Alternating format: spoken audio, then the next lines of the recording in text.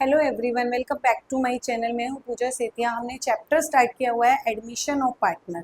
TS Grewal की book से हम पीछे से प्रैक्टिकल क्वेश्चंस कर रहे हैं। अब नेक्स्ट क्वेश्चन करने जा रहे हैं, स्क्रीन पर देखिए। Give journal entry in the following cases. आपको टोटल 4 केसेस दिए हैं, ये बोर्ड पर भी नोट डाउन करेंगे।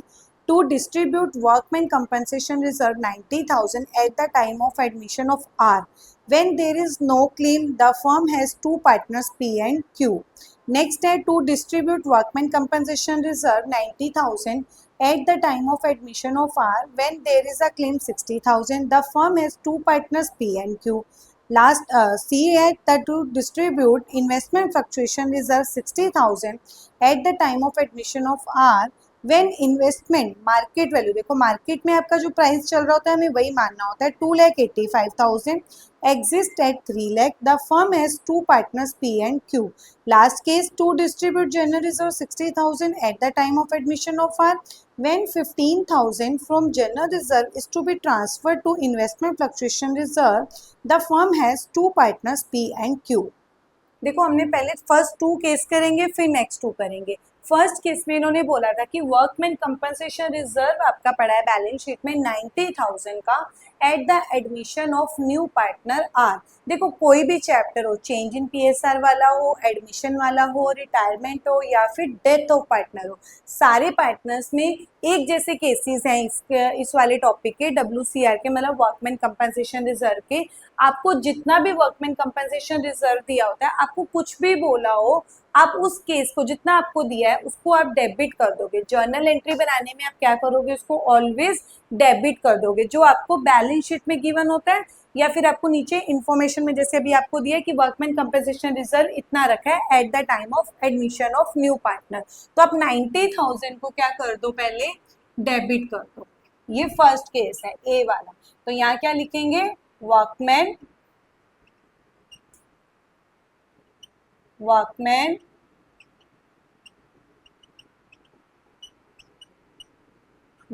कंपनसेशन रिजर्व, आप पूरा लिख लेना। इसको कोई भी केस हो आप क्या कर दोगे, डेबिट कर दोगे। वर्कमैन कंपनसेशन रिजर्व को अगर आपको बैलेंस शीट में दिया तो बैलेंस शीट वाला होता है, ये डेबिट कर दोगे। अब जितना नीचे आपको एडिशनल इंफॉर्मेशन में दिया होगा उतना उसको आप क्या कर दोगे, क्रेडिट कर दोगे। लेकिन फर्स्ट केस में उन्होंने बोला था कि देयर इज नो क्लेम, कोई भी क्लेम नहीं रखना है। तो बस आप क्या करोगे, आप इतना हमको जितना बैलेंस शीट में उसको डेबिट, जितना नीचे दिया है उसको क्रेडिट। लेकिन इसमें नहीं है तो डिफरेंस आपको देखना है कहाँ बचा है। डेबिट और क्रेडिट क्या होना चाहिए, इक्वल। हर केस में आपको ये देखना है अगर क्रेडिट में डिफरेंस बचेगा तो ओल्ड पार्टनर्स को ओल्ड रेशो में देना है। तो अब सारा डिफरेंस क्रेडिट में बचा है 90,000, तो किसको दे देंगे, टू पी कैपिटल अकाउंट और टू क्यू कैपिटल अकाउंट। ये कौन है, ओल्ड पार्टनर्स है। नए पार्टनर्स का कुछ भी लेना देना नहीं है। अब आपको इस क्वेश्चन के अंदर कोई भी रेशो गिवन नहीं थी, तो इसको आप क्या करोगे, इक्वल डिस्ट्रीब्यूट कर दोगे। 45,000 और 45,000। यहाँ पे नरेशन आप अपने हिसाब से लिख लोगे, मैं ओरल बता देती हूँ। वर्कमैन कंपनसेशन डिस्ट्रीब्यूट इन ओल्ड रेशो इन old partners capital account. Next case देखो, WCR आपको गिवन है 90,000 का, ये वाला कहाँ पे, बैलेंस शीट वाला। कोई भी केस हो हम क्या कर देंगे, पहले डेबिट कर देंगे। तो इस 90,000 को क्या कर दो, डेबिट कर दो।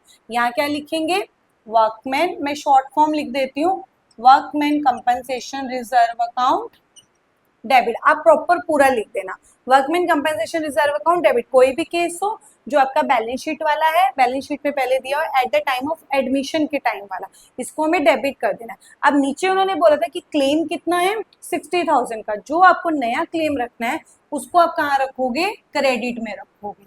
ठीक है, इसमें आप क्या लिखेंगे, to claim for workman compensation reserve. अब हमें पहले कर दिया, जो बैलेंस शीट वाला उसको डेबिट, जो नया क्लेम है उसको क्रेडिट। अब डिफरेंस कहाँ बच रहा है, क्रेडिट साइड में ही डिफरेंस बच रहा है, क्योंकि इधर डेबिट में 90 है और क्रेडिट में 60 है। तो डिफरेंस कहाँ बच रहा है, 30,000 हमें इधर डालना है। बस सिंपल सी चीज, अगर क्रेडिट में डिफरेंस बच रहा है तो ओल्ड पार्टनर्स ओल्ड रेशो, तो आप यहाँ पे क्या लिख देंगे, to P capital account and to Q capital account. 90 में से 60 गया 30, उसको कोई रेशो नहीं दी थी तो दोनों को इक्वल इक्वल दे देंगे, 15,000 और 15,000। यहाँ नरेशन आप अपने अकॉर्डिंग लिख लेंगे, workman compensation reserve a claim against new claim and transferred in old capital, old partners capital in old ratio। अब देखो नेक्स्ट केस है हमारा, अभी जो पहले हमने दो केसेस किए वो वर्कमैन कंपनसेशन रिजर्व के थे, अब ऐसे ही इन्वेस्टमेंट फ्लक्चुएशन रिजर्व के हैं सेम। देखो चाहे वर्कमैन कंपनसेशन रिजर्व का हो या फिर इन्वेस्टमेंट फ्लक्चुएशन रिजर्व के केसेस हो, आपको जो बैलेंस शीट के अंदर दिया होता है ना अमाउंट, या फिर एट द टाइम ऑफ कोई भी पार्टनर एडमिट कर रहा है उसका अमाउंट दिया है, तो कोई भी केस हो आपको सबसे पहले आपका रूल ही यही है कि उसको जर्नल एंट्री में डेबिट कर दो। अब जैसे इन्वेस्टमेंट फ्लक्चुएशन रिजर्व गिवन कितना है 60,000, उसको पहले हम डेबिट कर देते हैं। आप आंख बंद करके उसको डेबिट कर दो, क्या लिखेंगे, इन्वेस्टमेंट फ्लक्चुएशन, पूरा लिख लेना आप, रिजर्व अकाउंट डेबिट कितना है 60,000, पहले हमने डेबिट कर लिया। उसके बाद आपको एक ही चीज ध्यान रखनी है, अगर आपके इन्वेस्टमेंट के ऊपर लॉस हो रहा है, प्रॉफिट नहीं, इन्वेस्टमेंट के ऊपर क्या हो रहा है, लॉस हो रहा है, अगर इन्वेस्टमेंट के ऊपर प्रॉफिट होता है तो वो तो सीधा डायरेक्ट रिवैल्यूएशन में जाता है, तो इसको कुछ भी हमें नहीं देना है इसमें से।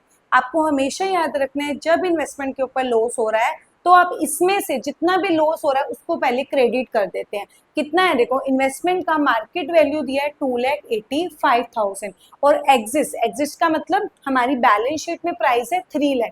देखो हमारा जो हमने जो वैल्यू लगा रखी थी वो 3 लाख है, लेकिन मार्केट में क्या रेट चल रहा है 2,85,000, तो मतलब कम चल रहा है, तो इसका मतलब इन्वेस्टमेंट का प्राइस क्या हो गया, डिक्रीज हो गया। कितने अमाउंट से, 15,000, तो ये 15,000 क्या हो गया, हमें लॉस हो गया। तो हमेशा ध्यान रखना है आईएफआर को पहले डेबिट कर देना है। अगर आपको लॉस हो रहा है तो जितना लॉस हो रहा है उतना, कितना लॉस हो रहा है 15,000 का, तो यहाँ पर आप 15,000 आप डाल दोगे। इस 15,000 किसको दे देंगे, जिसको लॉस हो रहा है। किसको लॉस हो रहा है, इन्वेस्टमेंट को, तो आप यहाँ पे क्या लिखोगे, टू इन्वेस्टमेंट अकाउंट आपने दे दिया। अब वही सेम चीज जैसे हमने भी लास्ट केस में किया था, अगर डिफरेंस क्रेडिट में बचता है तो पार्टनर्स को दिया जाता है हमेशा, और अगर डिफरेंस डेबिट में बचेगा तो रीवैल्यूएशन में जाएगा। अब डिफरेंस इधर 60 है इधर 15 है, तो कितना अमाउंट बच गया, साइड में करते हैं, मैं पूरा डालने लग गई, तो कितना बच गया 45,000, कितना अमाउंट बच गया 45। तो ये 45,000 किसको दिया जाएगा, ओल्ड पार्टनर्स ओल्ड रेशो, तो हम किसको दे देंगे, टू पी कैपिटल अकाउंट और टू क्यू कैपिटल अकाउंट। तो 45 है, कितना बच गया 40, इसका हाफ कर दो तो कितना मिल जाएगा 22,500। दोनों को इक्वल दे देंगे क्योंकि कोई रेशो हमें दी नहीं थी तो आप इक्वल बांट दोगे। तो बस आप यहाँ पर नरेशन आप अपने हिसाब से लिख लोगे। क्या नरेशन लिखेंगे, investment fluctuation reserve transferred in old partners in old ratio and losses given to the investment account. Short form में कुछ भी लिखना है आपको, जिस चीज की आपने एंट्री की उसकी एक्सप्लेनेशन जरूर लिखनी है। लास्ट केस जनरल रिजर्व दिया है 60,000, कोई भी रिजर्व हो, आपको कुछ भी बोला जर्नल एंट्री के लिए तो उसको हमेशा डेबिट कर दोगे। वर्कमैन कंपनसेशन रिजर्व था, डेबिट कर दिया पहले, इन्वेस्टमेंट फ्लक्चुएशन रिजर्व था, डेबिट कर दिया, अब जनरल रिजर्व है, डेबिट कर दो। तो आप क्या करोगे, ये डी को ऐसे, तो जनरल रिजर्व अकाउंट डेबिट कितना है 60,000। अब इन्होंने बोला है कि इसमें से जनरल रिजर्व में से ट्रांसफर किसको करना है 15,000 आईएफआर को देना है, तो बस 15,000 जितना किसी को देना है उतना उसको क्रेडिट कर दो। तो आप यहाँ पे किसको दे दोगे, टू इन्वेस्टमेंट फ्लक्चुएशन रिजर्व, आपको प्रॉपर पूरा वर्ड लिखना है, टू आईएफआर अकाउंट 15,000। अब फिर से क्रेडिट में डिफरेंस बचा, जब क्रेडिट में डिफरेंस बचेगा तो ओल्ड पार्टनर्स ओल्ड रेशो, तो आप यहाँ पे क्या कर दोगे, to P capital account and to Q capital account. कितना बचा भाई 16 में से, और फिर से वही 45 इक्वल इक्वल दे दो, 22,500 22,500। यहाँ पर भी वही सेम नरेशन ऑरल में डिस्कस कर लेते हैं। General reserve transferred in IFR and also distribute in old partners in old ratio. Still अगर कोई केस में कोई पॉइंट अगर क्लियर नहीं हुआ है कि कोई अमाउंट हमने कैसे डाला, तो कमेंट सेक्शन में बता देना, उसका आंसर आपको दे दें।